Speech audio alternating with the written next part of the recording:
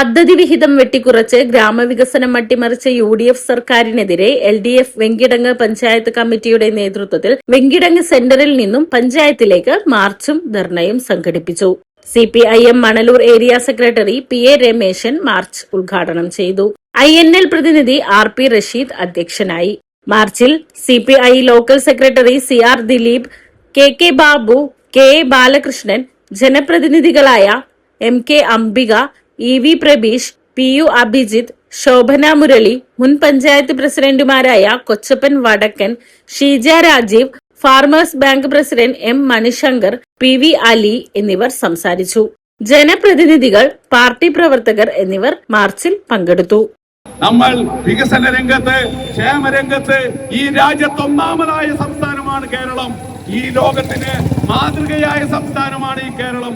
എന്നാൽ ഈ കേരളത്തെ കഴിഞ്ഞ 10 വർഷക്കാലത്തിന് മുമ്പുള്ള ഇരുണ്ട കാലഘട്ടത്തിലേക്ക് വീണ്ടും തിരിച്ചു കൊണ്ടുപോകുന്ന നിലപാടാണ് UDF ഇവിടെ ആ നിലപാട് സ്വീകരിച്ചാണ് മുന്നോട്ട് പോകുന്നത്.